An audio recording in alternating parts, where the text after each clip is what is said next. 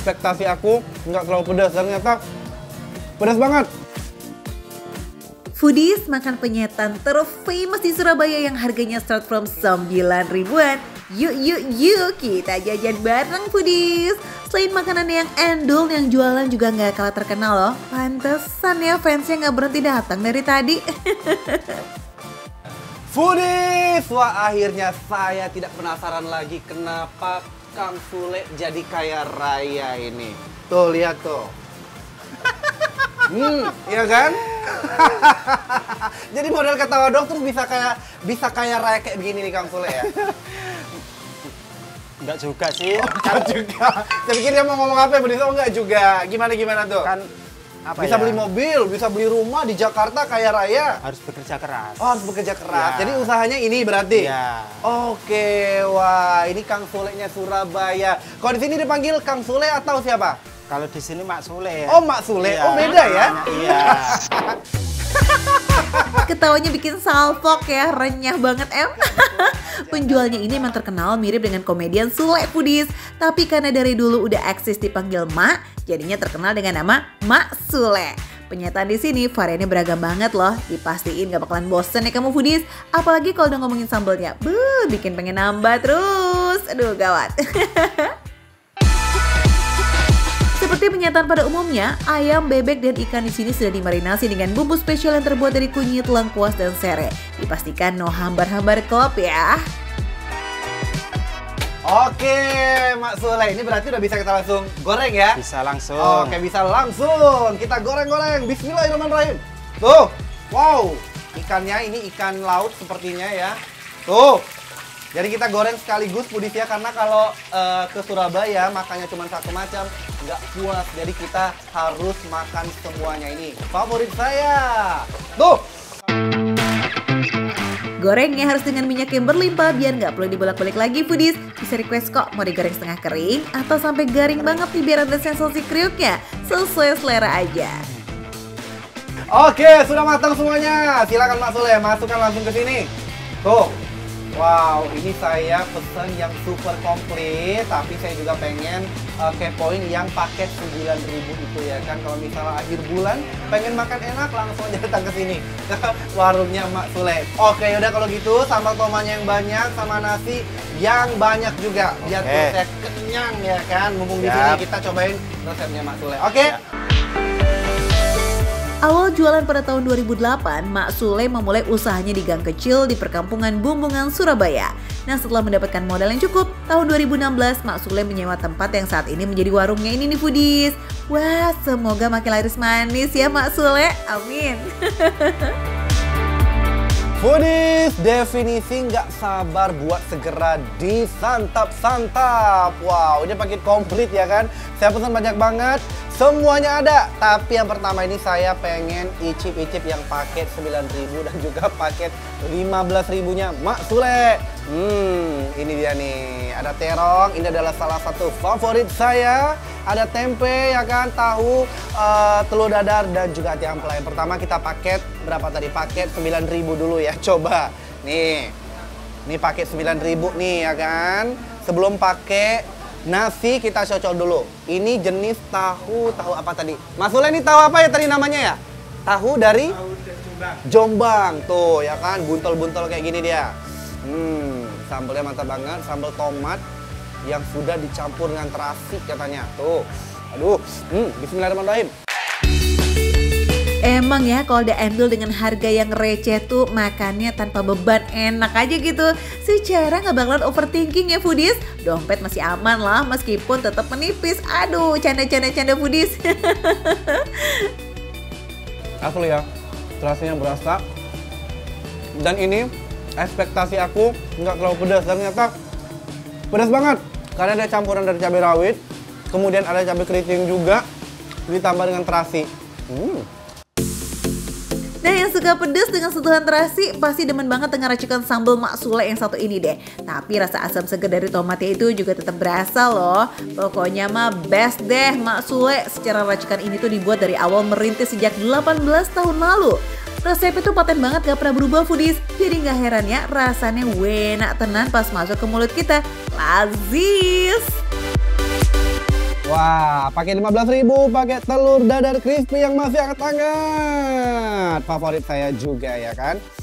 Kita ambil. Jangan lupa cocol sambelnya. Ini sengaja sambelnya tuh minta yang banyak karena seenak itu foodies ya. Campur nasi boleh langsung kali ya.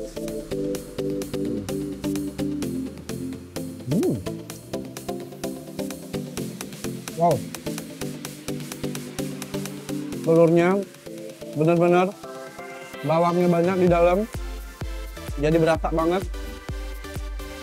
Daun bawangnya, kemudian ditambah dengan sambelnya yang super mantap banget. Dan ini ya, ulangi terasinya juga berasa. Jadi pas kamu makan, pas kamu campur dengan semua lauk-lauk di sini, terasinya ketara banget di lidah. Wah, paket 9.000 dan 15.000 ini beneran definisi makan sederhana tapi bikin perut demen banget nih foodies. Makan receh abis ya. Kunciannya itu memang ada di sambal yang super mantap. Kebayang nggak telur yang gurih dicocol sambal terasi dan dimakan dengan nasi anget. Bahagia banget itu ya, cukup dengan yang murmer tapi jaminan bikin happy foodies. Yang mana dulu ya? Mungkin kita cobain bebeknya dulu kali ya. Nih. Bebeknya tuh dipotek tuh bener-bener lembut banget. Tuh, kalau nggak percaya, bener-bener super soft sekali. Karena dia sudah dimarinasi dan juga udah diungkep ya kan selama kurang lebih 2 jam katanya. Jadi bener-bener lembut banget. Tuh, wow. Ini dia nih, bebek Mak Sule. Enak banget, serius. Ini mantap, jadi no effort sama sekali kalau misalnya makan ini. Kalau dibilang dia crispy banget, nggak juga ya.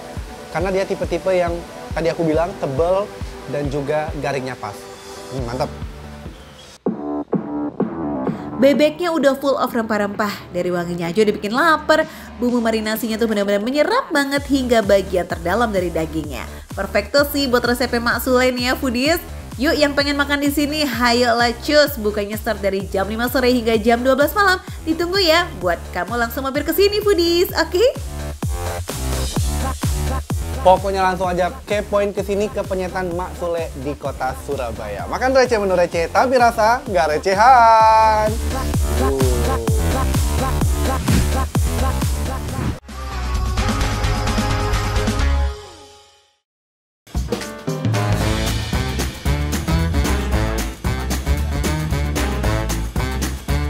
Foodies, cuaca mendung mengundang. Daripada mengundang ngantuk ya kan, mending kita cari penangkalnya nih. Ini dia kopi. Di kedai kopi yang satu ini kita bisa belajar jadi barista ala-ala gitu loh. Asik, tarik bang.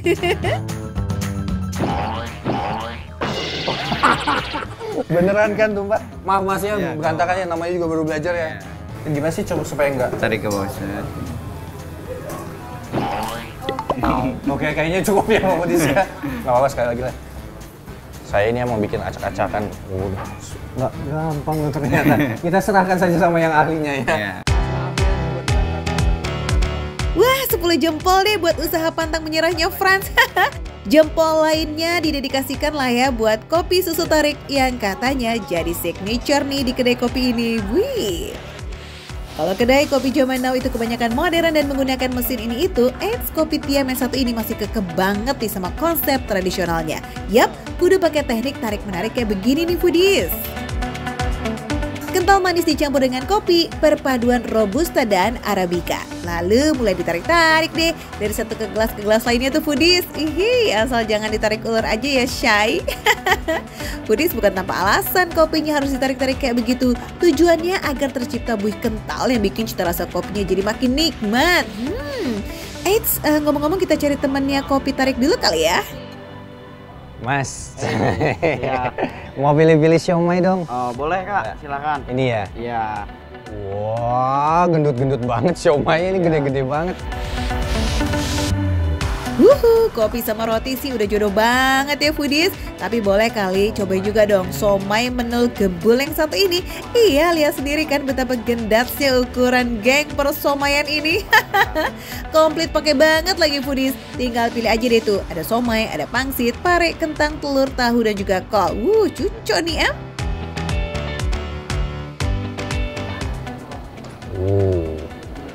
Nah ini khasnya ya foodies ya. Kalau misalnya siomay pasti ada peanut butter sauce, asik ya. Padahal mah bumbu kacang. Mau peanut butter sauce atau bumbu kacang, yang penting harganya nggak bikin meradang, asik. Karena siomay gedongan ini bisa diborong mulai dari 5.000 aja.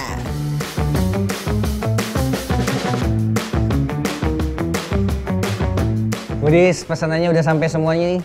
Kopinya sudah sampai, kayato sudah, siomay, dan juga mie. Tapi di awal-awal kayaknya kita seruput kopinya dulu ya, biar ada tambahan energi nih. Kopinya emang pekat dan strong foodies, tapi tetap aman kok buat kalian yang nggak suka asam pahit kehidupan. Iya, maksudnya bukan kopi yang terlalu asam dan pahit gitu kok foodies, tenang, tenang. Soalnya kan ada tambahan si kental manis yang bikin rasanya jadi makin balance. Sip, kita lanjut cobain kayak butter toastnya. Ini butternya kerasa banget foodies, rasa gurih. Terus pas ke belakang baru rasa kayaknya, serikayanya itu terasa. Jadi aftertaste-nya manis. Pas banget sama kopinya. Sesuai janji ya foodies, siomay juga nggak kalah endel nih. Nggak cuma ukurannya yang jumbo, tapi juga asli ini terbuat dari 90% ikan tenggiri. Teksturnya meaty dan nggak cuma tepung doang. Gak heran deh kalau siomaynya ini bisa refill berkali-kali. 20 kg siomay bahkan auto ludes dalam hitungan jam. Wadidaw. Masih belum kenyang dan butuh asupan karbo. Mie ayam jamur to the rescue. Iya foodies, mie ayam jamur di sini tuh wajib pakai banget buat dicobain sih. Resep warisan keluarga sejak tahun 65 yang setiap harinya bisa habis sampai 300 mangkok. Way away. Tuh foodies, topping ayam jamurnya dimasak langsung di sini ya. Mana potongannya gede-gede pula. Alamak.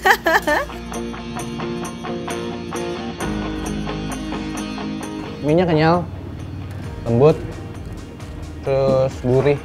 Jadi kalau misalnya buat kamu yang suka asin-asin, nah ini cocok banget nih.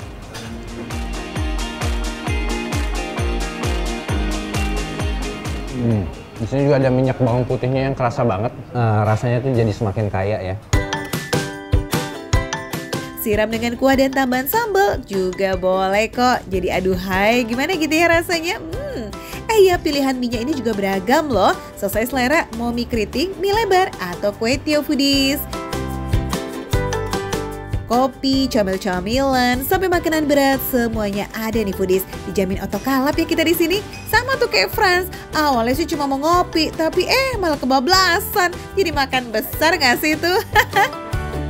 Udahlah, daripada ngeliatin doang ya kan, mending langsung aja yuk kita gasngeng ke kedai kopi oke di kawasan Pagedangan Tangerang yang udah buka mulai dari jam 7 pagi. Makan receh, menu receh tapi rasanya nggak recehan.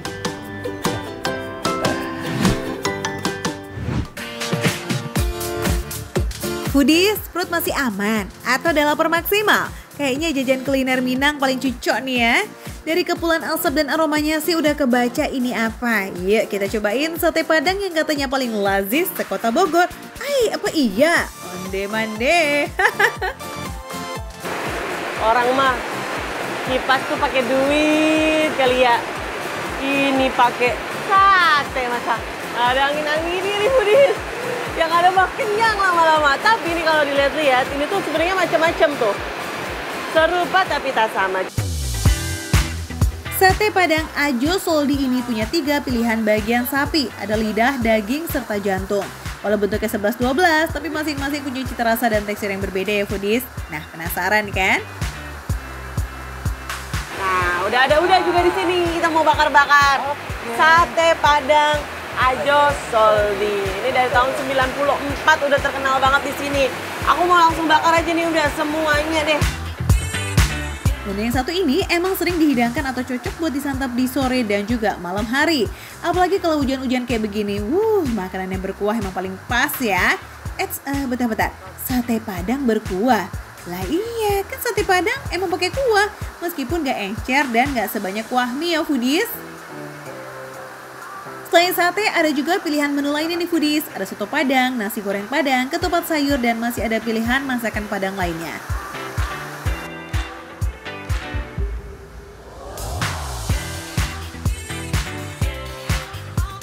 Cap, cip, cup, mana daging, mana lidah, sama semua foodies. Tapi aku inget-inget soalnya tadi kata udahnya ini yang jantung, lidah, daging. Kita coba dulu. Sepintas emang kayak sama banget ya, apalagi kalau udah kecampur kuah. Susah banget buat bedainnya, ukuran potongannya pun sama nih foodies. Jadi ini bumbunya kan udah rempah-rempahnya ya. Begitu masuk ke mulut, berasanya kayak gurih, pekat, tapi lama-lama aftertaste ada pedas-pedasnya foodies. Tenggorokannya anget, jadi pedasnya itu lebih ke kayak lada gitu-gitu loh. Terus ternyata di lidahnya ini juga gurih, jadi lidahnya udah dibumbuin juga foodies. Nggak cuman di bumbu luar, di satenya sendiri itu udah berbumbu. Olahan masakan Minang emang identik sama pedas, jadi udah pasti ya sate padangnya bakalan ada pedas-pedasnya meskipun sedikit. Nah foodies, tingkat kepedasan kuah sate itu kan biasanya berbeda-beda ya di setiap tempat. Nah kalau di sini pedasnya masih bisa diterima lidah, terutama yang level pedasnya belum tinggi. Jadi sate padang ini emang beda-beda dilihat dari bumbunya. Kalau misalnya sepintas cuma beli sate padang doang, ya udah output rasanya itu hampir sama sebetulnya, yang coklat sama yang agak kuning. Cuman itu lebih nunjukin daerah doang gitu foodies. Kalau aku ya awam ya, mungkin orang Padangnya tapi lebih tahu. Katanya kalau rasanya yang dari Pariaman lebih begini, yang dari Bukit Tinggi lebih begini, karena kan rempahnya itu kalau dari lidah-lidah Minang itu udah tahu bedanya apa. Tapi kalau kita ya penikmat makanan mah yang penting enak-enak aja. Ternyata rempah yang dicampur tuh juga beda loh foodies. Jadi kuah sate padang itu merupakan campuran tepung beras, tepung kanji, ketumbar, bawang putih, lengkuas, serai, dan cabai merah. Nah cabai untuk kuah Pariaman itu lebih banyak, makanya warna kuahnya juga lebih merah foodies. Bedanya dengan sate padang panjang atau Bukit Tinggi yang diberikan tambahan kunyit, makanya kuahnya berwarna kuning tuh foodies. Dan di sini tuh potongannya menurut aku gede-gede ya, lihat. Meskipun dalam satu tusukan itu isinya 3, tapi potongannya gede. Jadi begitu masuk ke mulut udah berasa banget si lidahnya ataupun yang lainnya nih. Bener sih foodies, sate padang Pariaman ini emang lebih pedas dibanding sate padang lainnya. Lama-lama pedasnya makin berasa nih. Apalagi kalau udah makan 1 porsi, aduh pedes banget. Bukan di mulut tapi ya kayak lebih pedas hangat di tenggorokan gitu foodies. Tadi awalnya aku pikir ini lidah apa daging ya, kok kayaknya ada serat-serat dagingnya. Ternyata memang agak sedikit serat-serat di lidahnya. Cuman dari tekstur lidah ini kenyal banget. Ada serat tapi kenyal. Kalau daging ada serat tapi langsung digigit tuh hancur gitu loh. Krek. Gitu. Nah kan itu daging. Nggak ada kenyalnya sama sekali. Kalau lidah ada seratnya tapi kenyal. Makanya digigitnya agak lama. Jadi kalau dibandingkan dengan lidah dan jantung, justru potongan daging sapi di sate ini lebih gampang banget buat dikunyah. Nah kalau satenya udah approve banget, gimana dengan soto padangnya nih? Seger banget, ada pedas-pedasnya tapi dikit. Soto padang itu ciri khas lainnya juga ada ini nih foodies, potongan paru kering. Kalau nggak paru kadang daging yang kering. Ini yang bikin soto padang jadi spesial. Kalau di Ajo Soli ini dipadu antara daging, tapi dagingnya daging yang basah sama paru yang kering. Ih mantep banget. Hujan-hujan makan kuah. Yap, dibandingkan dengan soto lainnya, kuah soto padang emang termasuk light banget karena nggak pakai santan ya guys. Tapi yang bikin istimewa adalah paduan aneka rempahnya yang kaya banget. Harum dan juga gurih, berpadu sempurna sama semua isian sotonya. Selalu kagum sama paru yang ada di olahan masakan Padang. Keringnya nampol, keringnya maksimal. Dicampur sama kuah tetap masih kering foodies. Rempah dalam kuah sotonya juga berkhasiat banget loh buat menghangatkan tubuh nih foodies. Perut kenyang, badan juga nyaman deh, mantap. Sip, terakhir ada teh talua sebagai dessertnya nih. Aku tuh biasanya nggak terlalu doyan teh talua loh foodies. Kita coba ya.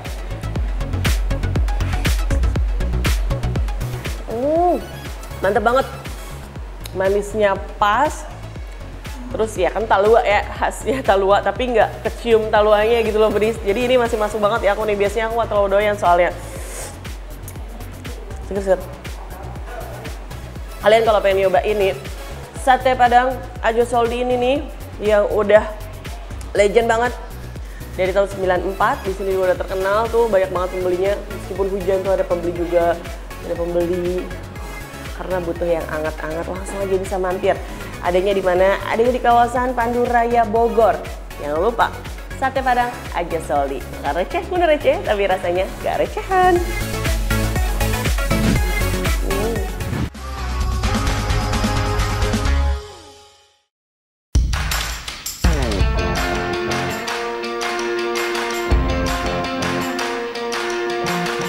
Foodies, para pecinta sop, cus mari merapat yuk. Ada sop janda yang cabai rawitnya wih keroyokan nih. Eits, tapi buat kamu yang gak suka pedas, tenang Foodies, ada juga gulai kolagennya kok. Apaan lagi tuh ya? Cus lah, langsung aja kita kepoin yuk.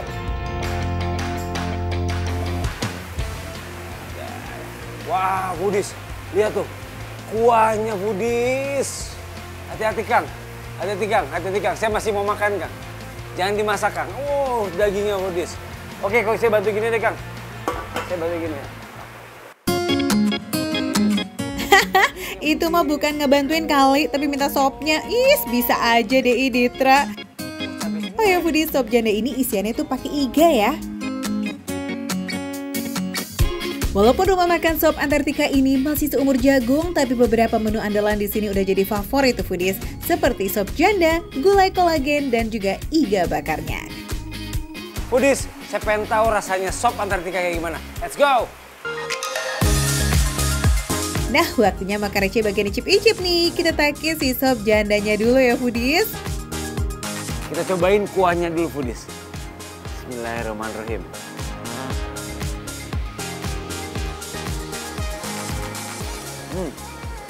Yang pasti kuah dari daging iganya berasa banget, terus juga oily banget juga.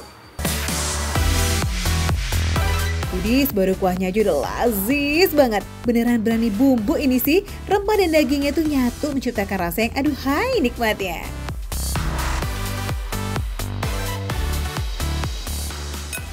Pas banget. Yang suka pedas, ini enak banget. Pas banget. Rempah-rempahnya dari kuah dagingnya oily banget, terus dagingnya juga juicy banget. Lembut banget Foodies, bener-bener lembut banget. Tekstur dagingnya pun bener-bener lembut banget.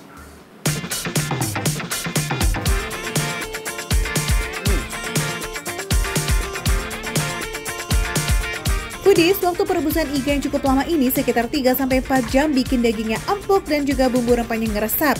Gak effort samsek lah buat ngunyahnya. Udah gitu, karena masak sop jandanya juga pakai cabai rawit utuh, ini juga nih yang bikin kuahnya cukup pedas. Ayo Foodies, janda di sini itu singkatan dari Jawa Sunda ya. Jadi sop ini memadukan cita rasa kuliner Jawa dan Sunda tuh Foodies. Gurih. Ngeresep ke daging banget juga, rempah-rempahnya sama pedasnya juga itu ngeresep ke dagingnya. Approve Foodies, enak.